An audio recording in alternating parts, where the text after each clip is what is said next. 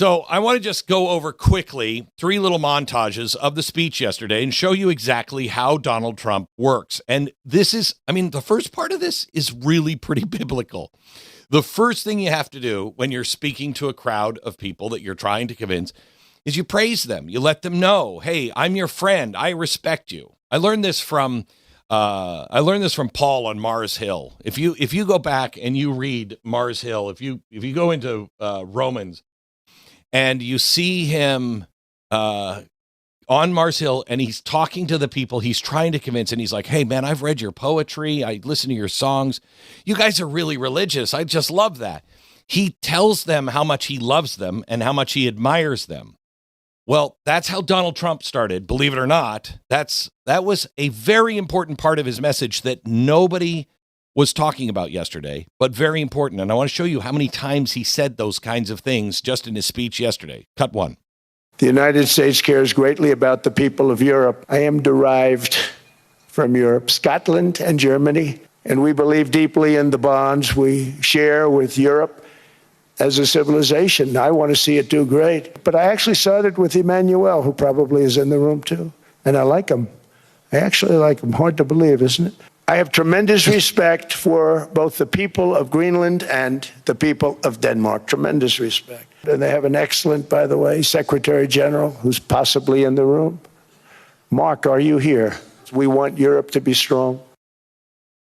Okay. So he, all the way through the speech, those are, 8 or 10 different clips. All the way through the speech, he was saying, we respect you. We like you, yada, yada. But then he also at the same time was reminding them, let's go to cut 3, that America is stronger than ever before. Listen to this. After 12 months back in the White House, our economy is booming, growth is exploding. Productivity is surging, investment is soaring, inflation has been defeated, and the United States is in the midst of the fastest and most dramatic economic turnaround in our country's history. Virtually no inflation and extraordinarily high economic growth. Since the election, the stock market has set 52 all-time high records, adding $9 trillion in value to retirement accounts. People are doing very well. They're very happy with me. Now we are the hottest country anywhere in the world. The USA is the economic engine on the planet. Instead of closing down energy plants, we're opening them up.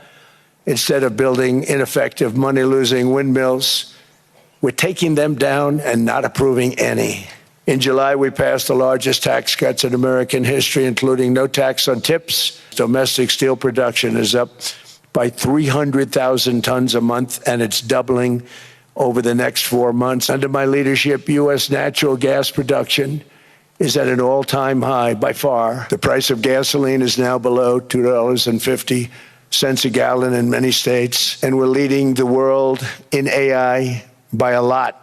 Because of my landslide election victory, the United States avoided the catastrophic energy collapse, but the border was out of control. We fixed it with the strongest border anywhere in the world. We're bringing back battleships. The battleship is 100 times more powerful than the great battleships you saw in World War II. We did a lot. I did a lot of big things. Okay. So why is this important? First, hey, we're not your enemy. Second, we're very strong economically because he's inviting Europe, and he said this a couple of times in the speech, he's inviting Europe to be a part of it. Okay? Be a part of this. You can be a part of this. We want you to be a part of it. Now, I don't think any of the elites in the room wanted to be a part of that. But as he said a minute ago, Mark Rutte, the Secretary General of NATO, he was instrumental, and I want to come back to him in a second in a different way, but I want to show you what he said after the speech, and because it goes to America is stronger than ever. He talked about the GDP of Europe and how Trump is right on things, which didn't make him popular in the room. But this is the NATO Secretary General after the speech commenting on basically what Trump was saying there, inviting Europe. When we do well, you do well. Listen to cut 5, please. And when it comes to the Arctic, I think President Trump is right. Other leaders in NATO are right. We need to defend the Arctic. We know that these sea lanes are opening up. We know that China and Russia are increasingly active in the Arctic. There are 8 countries bordering on the Arctic. 7 are a member of NATO. That's Finland and Sweden and Norway and Denmark, Iceland, Canada and the US. And there's only 1 country bordering on the Arctic outside NATO, and that's Russia. And I would argue there is a 9th country, which is China, which is increasingly active in the Arctic region. So President Trump and other leaders are right. We have to do more there. We have to protect the Arctic against Russian and Chinese influence. And that's exactly what NATO ambassadors decided to do in September. We are working on that, making sure that collectively will we defend the Arctic region. Okay, so he's talking about the defense of the Arctic region, but just before that, he said, look, Trump is right. Trump is right. Does anyone seriously think that if the United States hadn't turned around and done what they had done under Donald Trump and gone from possible negative GDP a year ago, that's what was being projected, to a GDP of 5.4%, do you think Europe would have a 1.9 or 1.8% GDP? We wouldn't have. Our growth came from the amazing growth in America. And that is the point that Donald Trump was making. We can work together. What's good for us is also good for you. So, first thing, compliment. Second thing, show them that we invite you to be a part of this because it's really, really good. Then he says the tough love. This is how he won yesterday, or is winning. Cut 2, Trump montage 2. But I also inherited a mess with Ukraine and Russia, something that would have never happened. I said, Vladimir, you're not doing it. He would never have done it. And I've now been working on this war for 1 year, during which time I settled 8 other wars. Until I came along, NATO was only supposed to pay 2% of GDP. But they weren't paying. Most of the countries weren't paying anything. And I got that stopped. I said, that's not fair. We were a powerful force then, but we are a much more powerful force now. After I rebuilt the military in my first term and continue to do so today, we have a budget of $1.5 trillion. Canada gets a lot of freebies from us, by the way. They should be grateful also, but they're not. Canada lives because of the United States. Remember that, Mark, the next time you make your statements. And we wiped out the Iran nuclear threat like nobody can believe. Nobody's ever seen anything like it. That, Venezuela, taking down Soleimani. And I said, Emmanuel, you're going to have to lift the price of that pill. No, Donald, I will not do that. I said, here's the story, Emmanuel. The answer is you're going to do it. You're going to do it fast. And if you don't, I'm putting a 25% tariff on everything that you sell into the United States and a 100% tariff on your wines and champagnes. And every one of those countries have agreed to do it. I realized that we have many places like that where they're making a fortune because of the United States. Without the United States, they wouldn't be making anything.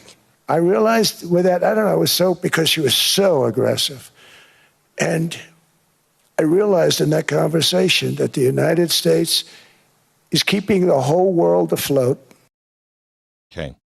He then also went on a couple of times to say, Maduro wouldn't negotiate, but boy, they negotiated as soon as our troops left, as soon as the shooting stopped. Maybe some of you in this room should consider that. He started to strong arm. However, again, out of respect, he also said, here's cut 4, what he won't do. Listen. We never got anything. We probably won't get anything unless I decide to use excessive strength and force where we would be, frankly, unstoppable. But I won't do that. Okay? Now everyone's saying, oh, good. That's probably the biggest statement I made because people thought I would use force. I don't have to use force. I don't want to use force. I won't use force. All the United States is asking for is a place called Greenland where we already had. So how is it that how is it that he continues to win? This is what the world needs to understand. He's written about it in his damn book. How are you not? Do they read in the rest of the world? Do any political leaders actually read? He's using the Overton window. And quite honestly, he is following, I don't think he knows this, but he's following Paul's example. You compliment them. You let them know that you love them. You invite them to participate. You tell them the consequences of what, is going to happen if you don't participate. You invite them in again to participate, and you tell them you love them, and you win. Okay? That's exactly what happened yesterday. And he uses the Overton window. When everybody goes in to negotiate, usually people go in and they ask for what they want. And so they end up getting less than what they want because both sides have to win to feel good and to have a good relationship. Both sides have to win. So you go in and you ask a little more than what you want. He asks for a lot more than what he really wants. He moves the Overton window so far over that you're looking at it going, that's insane. And then when he starts to negotiate, that Overton window comes back about halfway from where you were to where he was. And all of a sudden it looks completely reasonable. That's how Donald Trump does this. This is the greatest political and also business negotiating class I've ever seen. Because it happens over and over and over and over again. And because Donald Trump never bluffs, he doesn't bluff. He'll tell you, you need to get out of there. You need to leave that alone. You need to come to the United States. You need to surrender or leave Venezuela, or we're going to come and get you. He doesn't bluff. We're going to go and strike your nuclear plants if you don't do X, Y, and Z. He doesn't bluff. He does it. Because he doesn't bluff, he makes promises. He never threatens. He makes promises. He made a promise there. I will not use force. I don't need to use force. We keep the whole world afloat. Now, what is the key to what happened yesterday? Because we don't know what the deal is, and I think this is another part of Donald Trump's negotiation tactics. He gets enough consensus in the room, but not necessarily a deal, but he gets enough consensus in the room, and then he comes out and he's like, we got a deal. We got a deal. We're still working out all the details, but we have a deal.